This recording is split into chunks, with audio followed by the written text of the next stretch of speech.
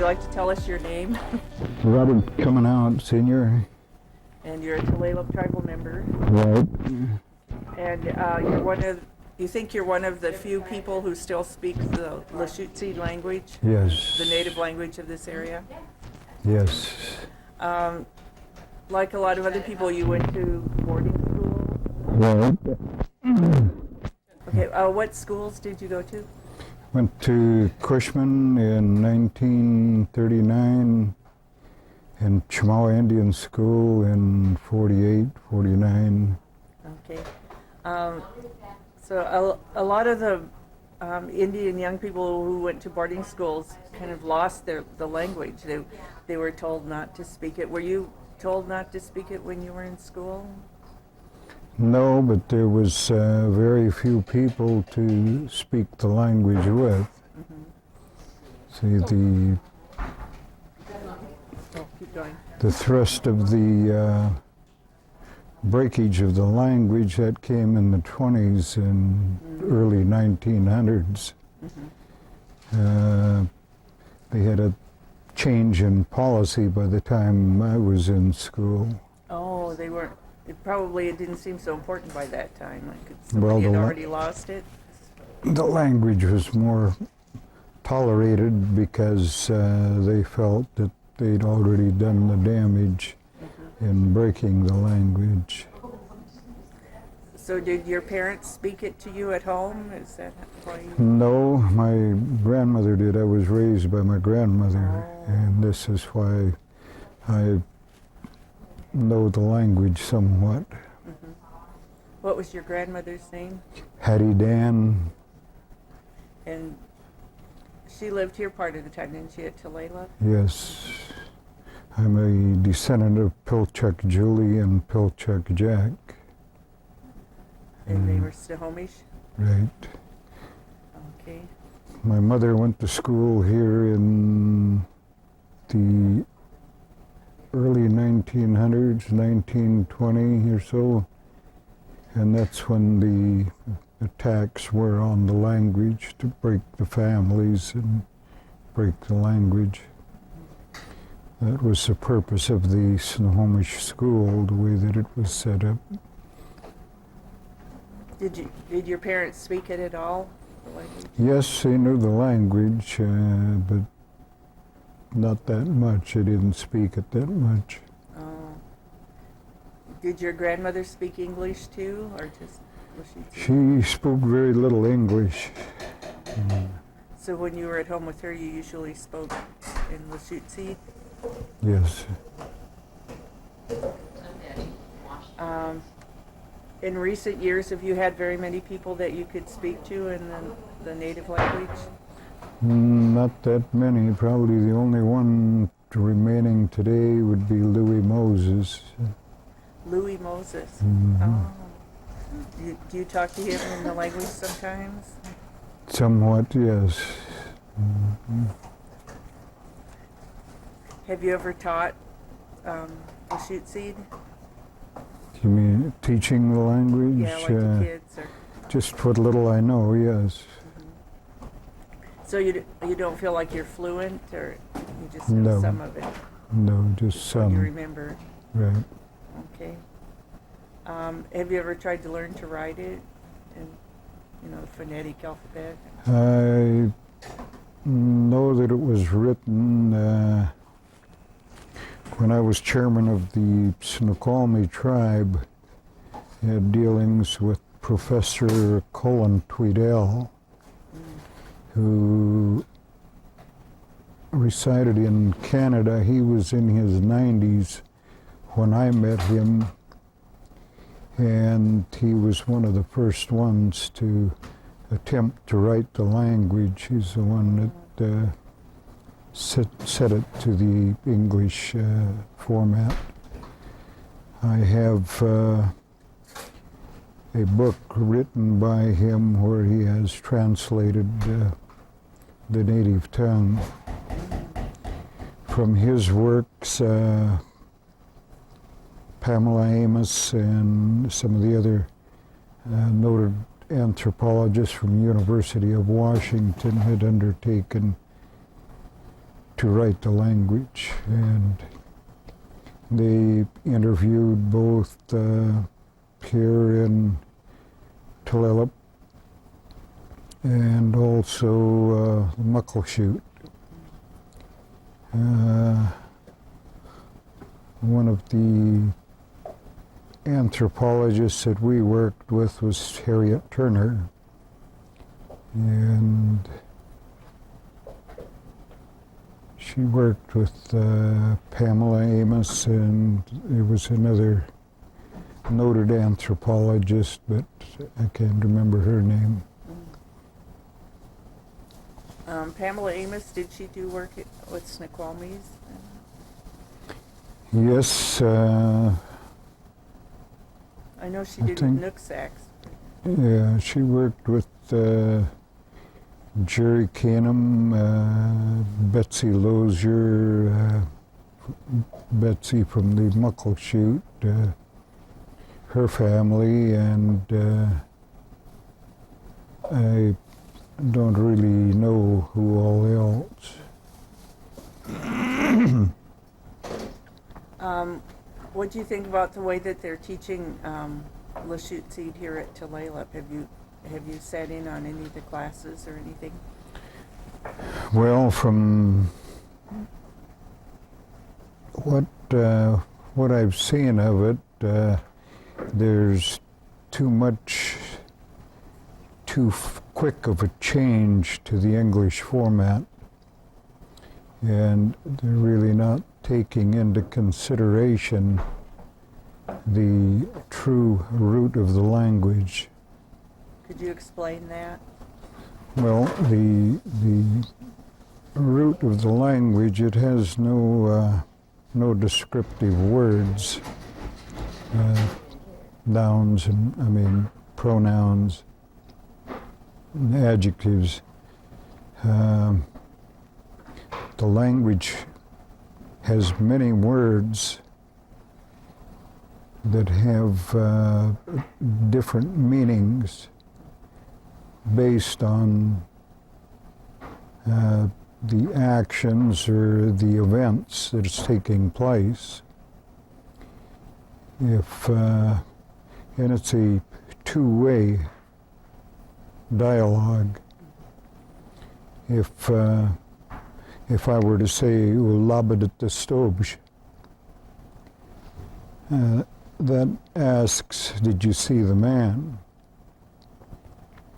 If there was no response from the person that you were speaking to, then there was no interest, and it was just bypassed. If the other person were to ask "stab at the stobj" or "tigwat at the stobj," they would be asking who or what man. Then you would go into more of describing the man or the person. And you could say "stobj is talawil at the shugs," the man going down the road. Okay, then from there, it would just, the dialogue would come back and forth. If there are no adverbs or adjectives, then how would you say the man wearing the red hat, or the man who's in a hurry, or the man who is looking worried or something? How would you describe him? Well, I don't know the colors, but if you were to say the man with the big hat, you would say "stobj heuk swice," the man with the big hat. There are in that sense, when you're describing, that comes across. But to say, is Talawil at the Shugsuk the Stobj, is Hek Swice at the Stobj. See, that's telling you all about the man going down the road, one with the big hat. See, and they don't do that. It comes across as to the interest. More is said in the sign language, reflecting, where we are and what we're dealing with. Can you give an example of the sign language? How that adds to the conversation? If you were to say,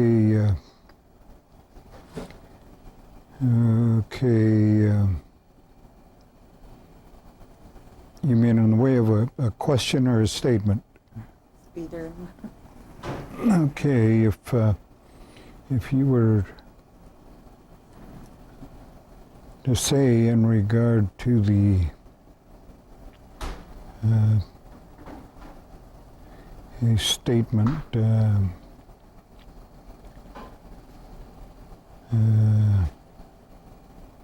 is zuzu das past is abschied at hek alal is abschied at ka tala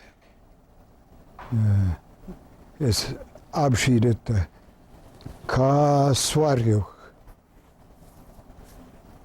chad charata alal charata swarjuch charata ka tala. See, this in the first instance would be stating that the white man promised a big house, lots of money, and lots of land. And where is your big home? Where is all of that money? And where's all the land? You see that's the way that would come in the form of a statement and a question. So would you always use that if you talked about land? You'd always use that? That's the way the description would come across, and they would say, "Is talawil at the Ashid?" It's your people are traveling, and is talawil at the abbots. They would, even use their lips and mouth if they were saying it traveling way over there. See? But this is the way that the language comes across. See, it wouldn't come verbally that your people are traveling many miles, and how they're traveling, and all of the descriptive phrases that are used with the Indian people in explaining in that manner. You could visualize by their gestures, what they're speaking of. So if it was a short distance, what would you do? Wouldn't go as far out there. Talawil at the stove, she's 2D.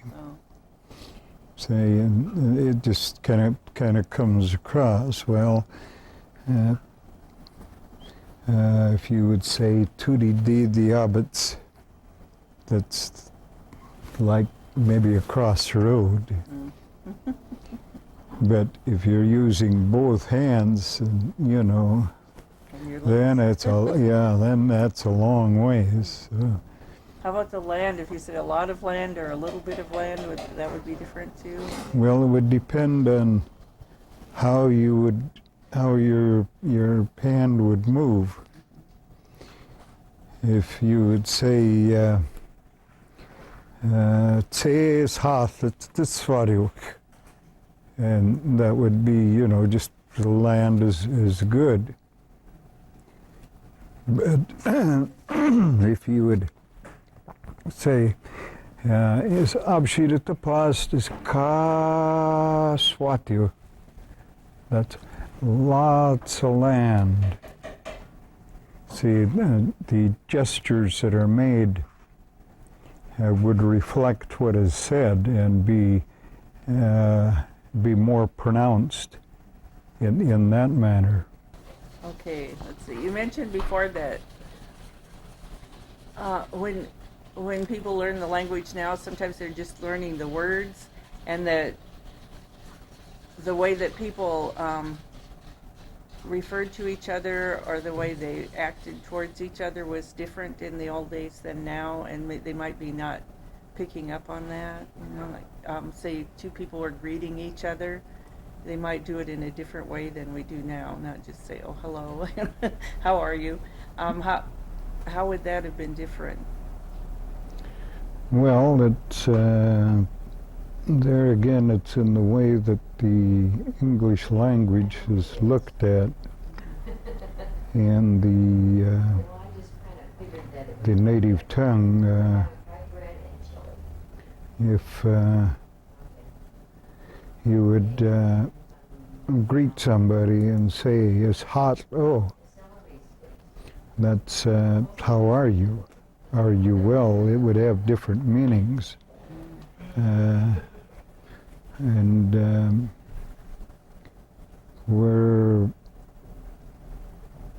whereas in the English language you would ask, "Are you well?" and that you would kind of relate to a question of health. It just depends on the way that the question would come across. In the English language, it comes across, you know, more in one sense or another. Whereas in the native tongue, if they ask, "It's hot," oh, that's "How are you?" in the full sense of the word. How are you health-wise? How are you morally, physically, you know, mentally? Is all well with you? And that's the difference in the two languages.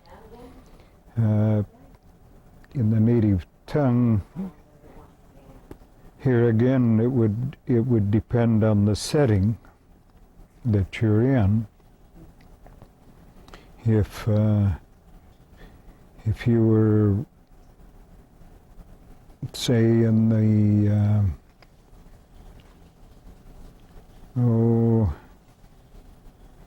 the school setting, or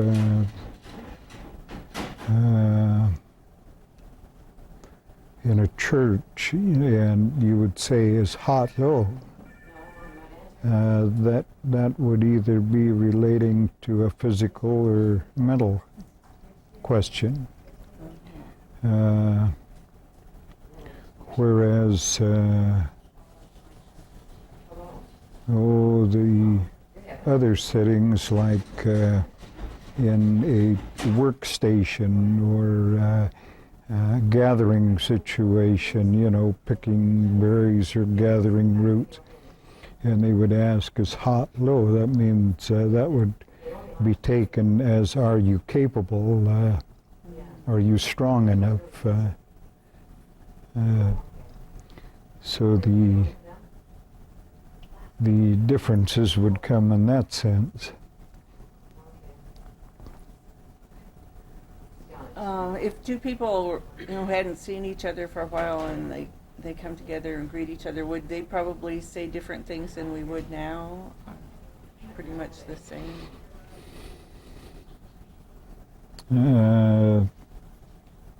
Yes, if you look at what was then and what is now,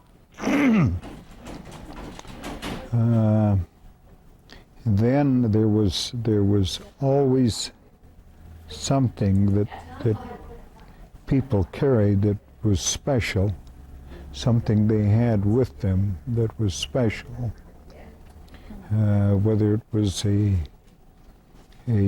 jar of fruit or some dried jerky or some kind of a foodstuffs or a necklace or beadwork. On such an occasion where they met someone they hadn't met for a long time, then the conveyance of a little gift meant more than any words that could be brought. And this was true in the sense that you didn't know the language. You met Indian people from different places, different reservations, in your travels, and your language was different. But the conveyance of a gift that reflected, your heartfelt feelings. So things came more in that manner than in the sense of the language. Would they deliberately take things along that they could give away, or just whatever you had? They had a belief that you always be prepared. You always be prepared in case you do meet someone or an old friend or relative or whatever. You always have something, even if it's... Never heard that before. This was the way with our people. Now, were there different ways of referring to people then, that, like if it was a child, if it was a relative, if it was an old friend, if it was someone of a high stature? Yes, those were all, you mean in the sense of name or reference that way? Or if you met them, how you would refer to them?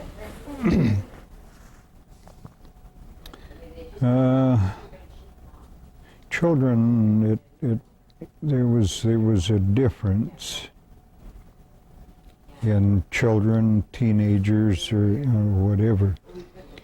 If that's all you had was something for an adult, and you had met a special child that you wanted to reach, you would give it to the parent or guardian of that child and say, this is for that child.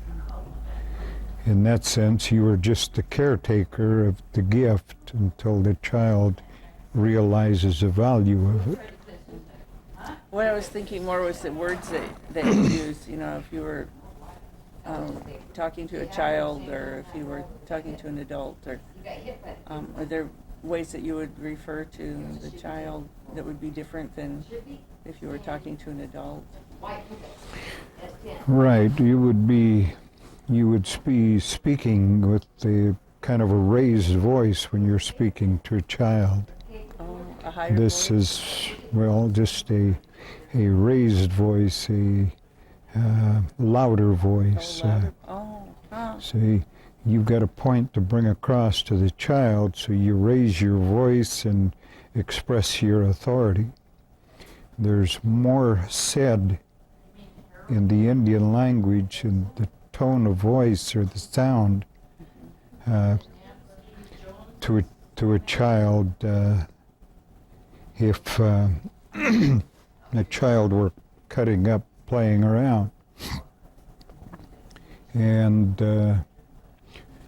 the the difference between that and a person talking loud when, interrupting an elder or speaking over an elder.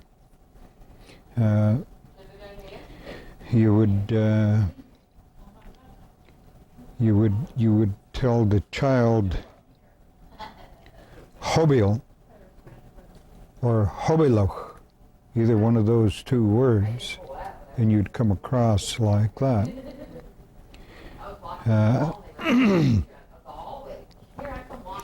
To an adult, you would say, is yatsabut ashad, hobiol. It would be, a little bit lower, but you're explaining your elder or your people are speaking. Be quiet. And when you're speaking to a child, you get a raised voice, and that impact comes across, knock it off. These kids, they pick that up. And this is one of the things that I was doing with the children right to begin with. I could speak to them, in the native tongue, command their attention, and get them to behave where the teachers, they wouldn't listen to. A child or a young adult, if they were speaking to an elder, would they speak to them differently than to each other in a different way? A child? Yeah, speaking to or a young adult speaking to an elder, would they speak to them in a different way than they do to each other? Yes. What would be the difference? The difference is you're more soft-spoken, you're showing respect to an elder. Oh, so the tone shows respect. And you never raise your voice to an elder. And that's taught at a very early age. So would that be the same if you were speaking to the head person in the family or head person in your tribe or something? You'd speak more softly. No matter where you are, if you hear that hobiol or hobiloch, that commands your attention. It's a stopper right now. The true essence of the native tongue is that it is a spiritual language. It speaks to the heart, not so much in the verbiage or the words that are said, that is said. When you hear the oratory of an elder, you can feel the heartfelt impact of what they are saying. If you really look at Chief Seattle's speech, and if you know the native tongue, you can see how the English language has twisted and turned the words to fit a more modern setting. When he was saying and bringing it out that the ground is more sensitive to my footsteps than they are to yours, when he was speaking to the white man. And he said, because my people are the ones that were buried and turned to dust, this is my people. And they are more sensitive to my footsteps than they are to yours, because you are a foreigner and they don't take too well to you, because of your actions. And the whole myriad of what he has said spiritually. If you could recapture the full impact of what his speech says, you know, there's a lot more there than the English language brings out. Is it difficult to translate then? Oh, yes. I would think so. You'd really have to know the way that he thought when you could be able to translate it. And do you think that's missing a lot? You know, the kids that are learning the language, do you think they're missing a lot of what those words really meant? Pardon? The kids that are learning the language now, do you think they're missing a lot of that, what was really meant? Oh, yes. Go ahead. What's coming across to them in the native tongue today is just the bare words of the English language. It has no true life given to the language by virtue of what comes from the heart and the spiritual essence of the language. How could you change that? How could you teach kids to really understand what those words mean? The kids have a certain understanding of it.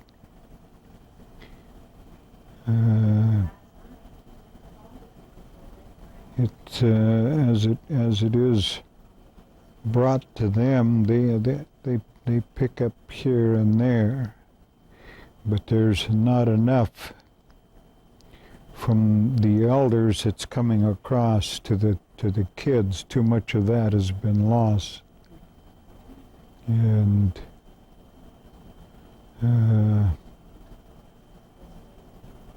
it's just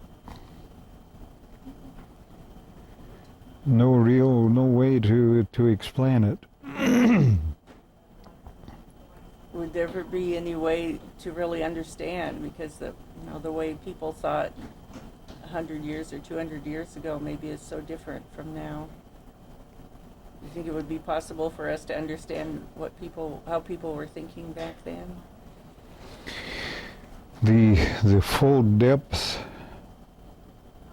no, because if you look at the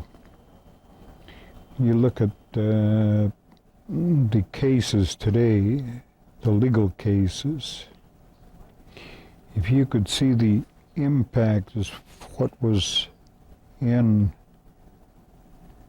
our people's mind, our leaders' minds at the time of the treaty and shortly after, when they were speaking in terms of perpetuity, things forever, as long as the sun shines and the river flows, as long as the grass grows, those things.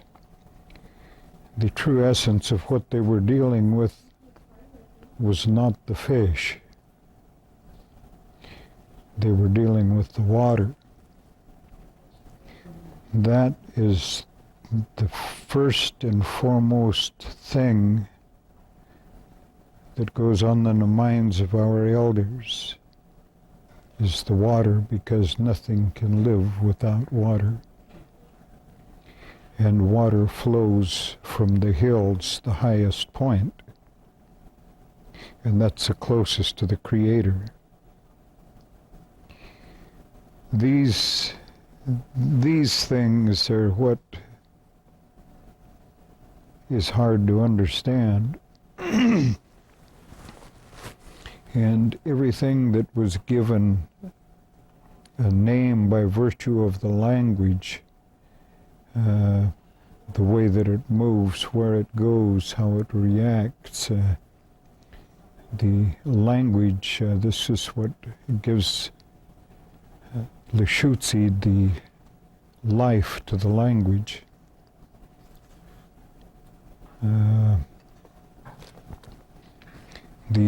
true essence was that the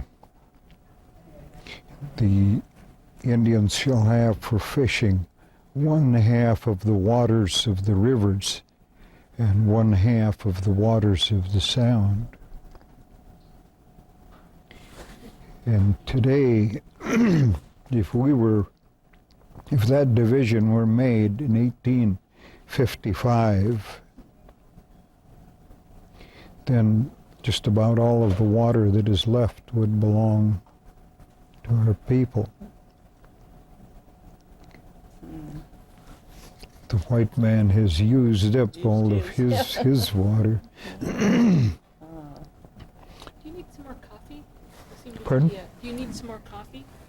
You want more coffee? Yeah, no, I've got some yet. Thank you. Let's see. Does that answer your question in that respect? Yeah, so, I can see what you mean. It's really hard to describe the difference.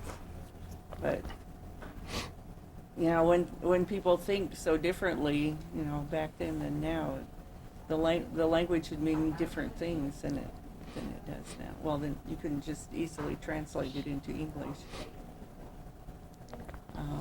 Do you have any other examples of maybe things that your grandparents would have said that would be different from maybe just translating the words into English?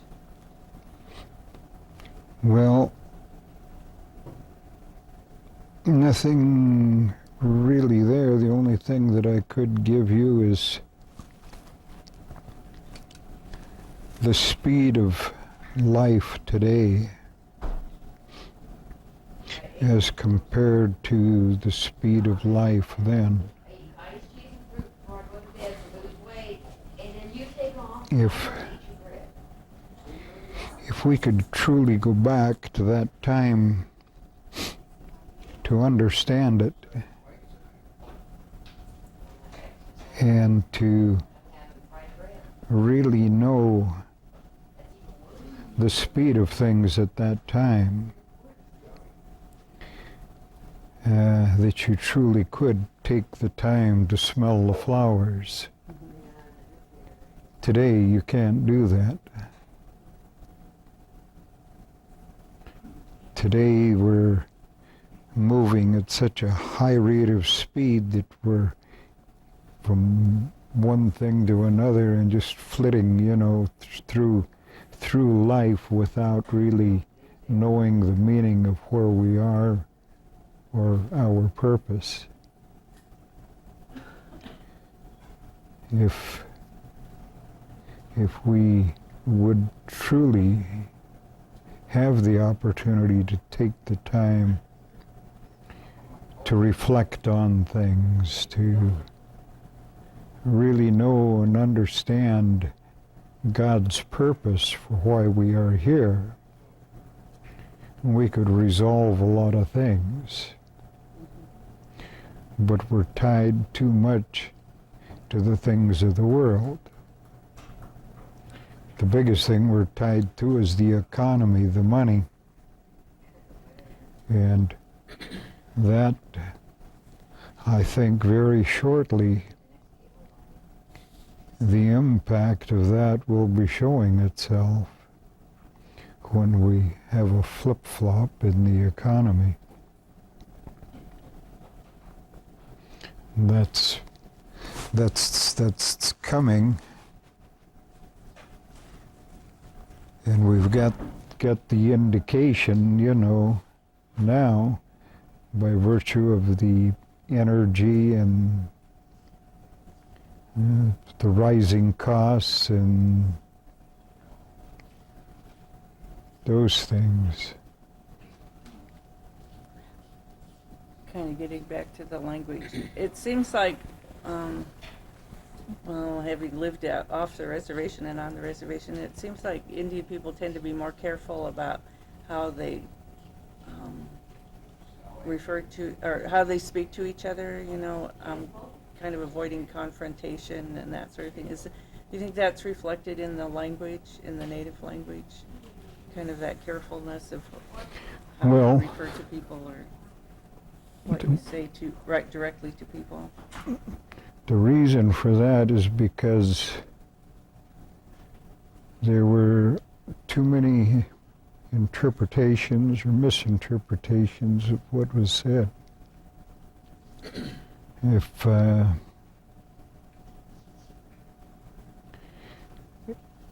I were to ask a person, seeing him in his decrepit situation, maybe he was bent over and having a rough time moving, and I would come up to and ask him, is hot low? And that would be easily, misinterpreted or mistaken.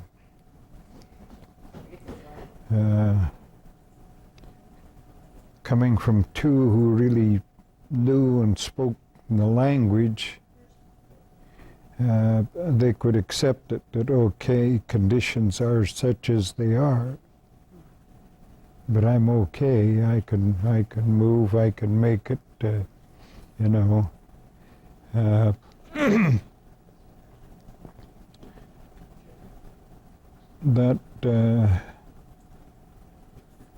That would come across okay, rather than a person coming across and maybe asking particularly in regard to his situation.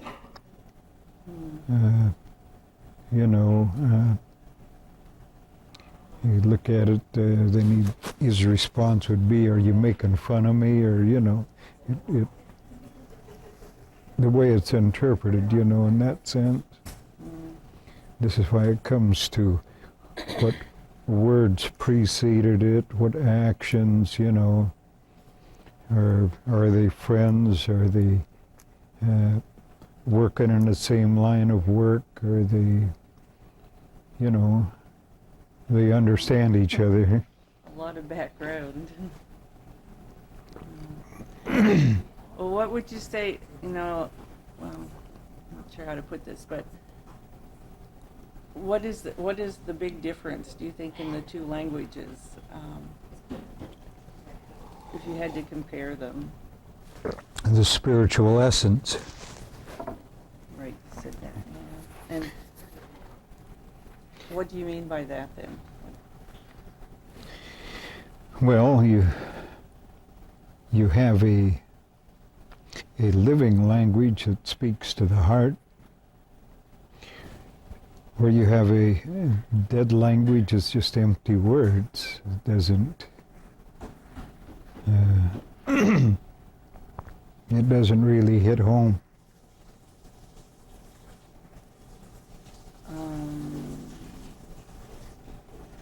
What do you mean by speaking to the heart? Can you give any examples of how you would say something in Indian rather than this sort of the same thing in the English language, but that they would have really different meanings? Well, I could speak to you in the English language, say, and if I take something that you don't, that comes across in the same essence. Okay. The pusillanimity of the secessionists jeopardizes the doctrine of the extraterritoriality. Now, you've accepted that one way. Slabo you that the assistal be ho the side should oh. Wake, what's the side? No. Now you've got an example of the English language that you didn't know and the native tongue that you didn't know. Which one kind of hit home? I don't know. What did you say? No, it doesn't make any difference. You don't understand either one. Oh, I see. Which one had more of an impact with you? I don't know. Well, The second one seems let me try it again. Yeah, the second one you smiled. The English language, the pusillanimity of the secessionists jeopardizes the doctrine of the extraterritoriality, the native tongue. Oh,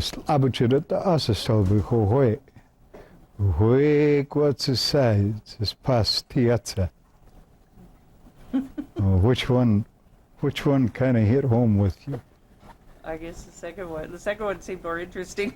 Okay, you see, this is what I'm speaking of in the sense that the native tongue is a living language. There's more said than just the empty words. Right. With the English language, see, the words come across, but there's nothing behind it.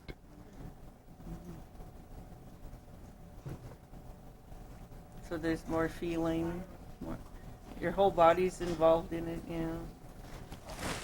Let's see, yeah. The spiritual essence of the language, the living part. By the way, what did you just say? Yeah. What did you just say? Yeah. What did I just say Yeah, in English. in what sense? English? Well, English and Lushootseed. The English language, it's just a statement, the pusillanimity of the secessionists. Secessionists is a class of people. Pusillanimous is obnoxious. Oh. In other words, they're a superior class of people. The pusillanimity of the secessionists jeopardizes, that puts in peril the doctrine, let's see, the doctrine of the extraterritoriality. That means it puts into jeopardy their policy of all that their territory. Okay, the Indians. What language? What did you say? And what I said in the native tongue was, I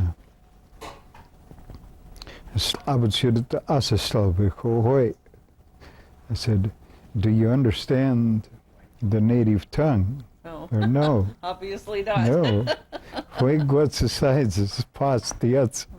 No, I don't understand. I'm a white man. Well, let's see. What advice do you have to people who are learning the language or trying to learn the language? Well, I think the first thing that I would say is what my elders always brought down: be careful. When you're speaking in a tongue that you don't know about, there may be somebody there who does know.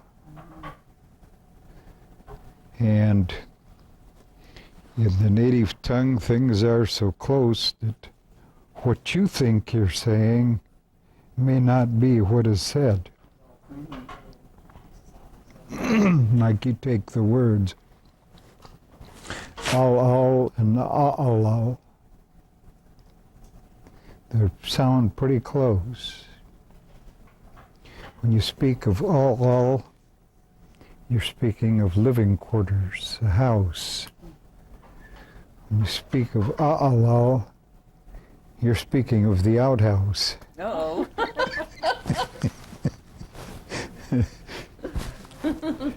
Could be a serious difference. Yes. Well, is there anything else you'd like to say while you're still on film? Well, I think that in some of the books and the references to the language or history or things that way,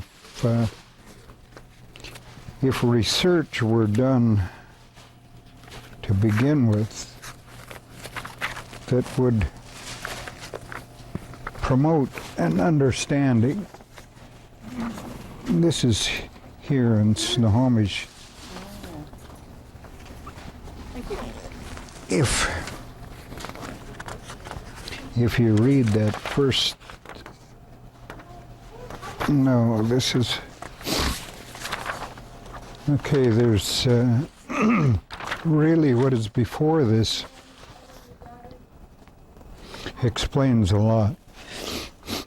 But this is just in regard to Pilchuck Julie and Pilchuck Jack. This is on page 14 and 15.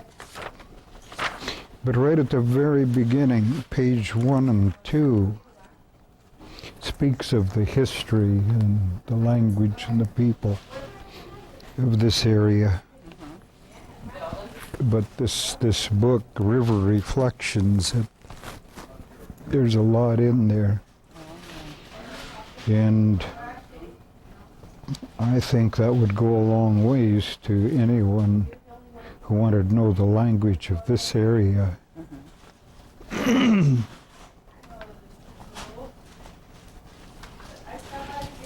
I just copied these 2 pages. Well, thank you.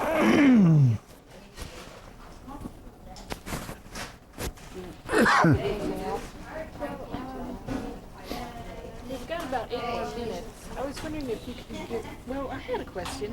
When you get up at General Council and you give a prayer, what are you saying? What's the translation of the prayer that you give?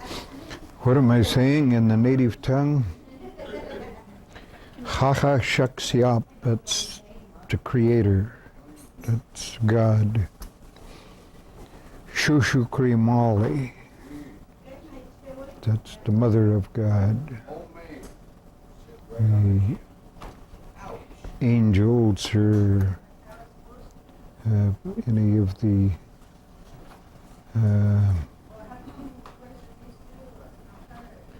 I guess that would be more of the Mother of God.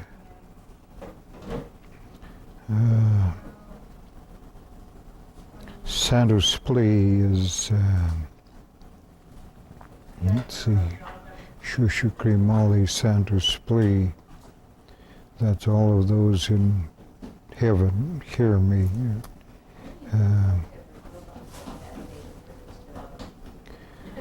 Quaquada Table, Quaquad, that's help, a blessing for the table. Quaquada Ashid, that's a blessing for my people. As Haas Lachil, now and forever. And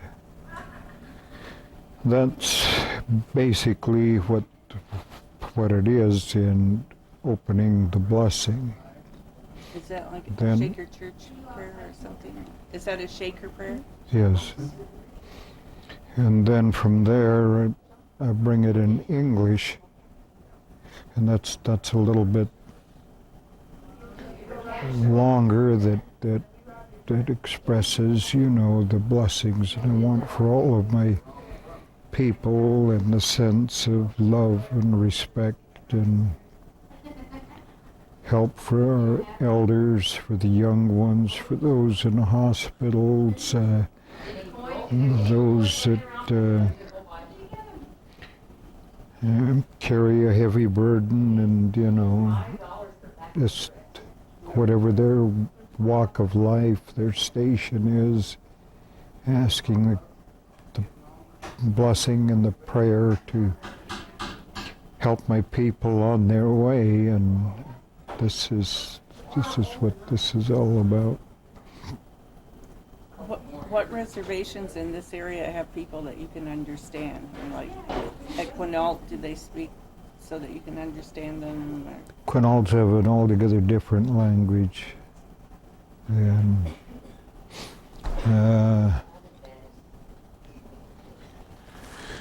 Snohomish, I think that extends up north a little bit. Skagit is a different language. There's a marked difference between Snohomish and Skagit.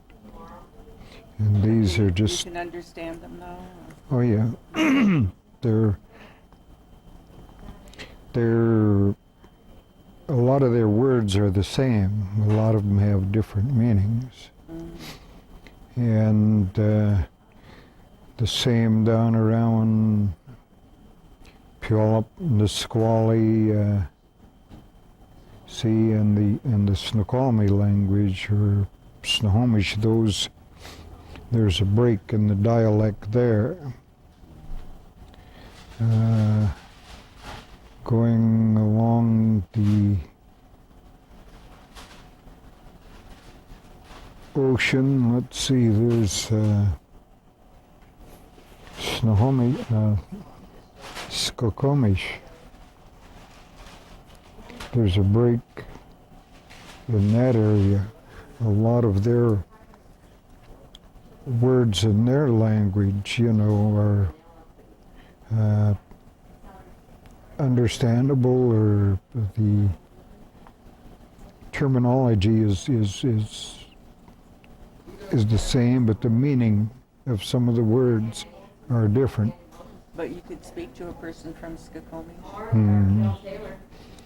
And then, let's see, Skokomish and, well, Suquamish was pretty much, Skokomish and Suquamish are pretty much the same, but going on up Quinault and Quileute, Queets, all of those are different languages. Lummi, is that understandable? Lummi, theirs is a different language. Now, what I can't think of, theirs is a totally different language. It's not even Lushootseed.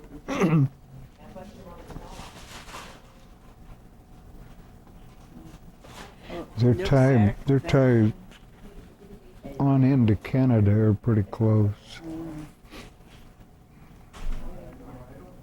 And Samish, that would be kind of like Lummi? Yeah, Samish and Lummi are, That's the same. see, Samish is,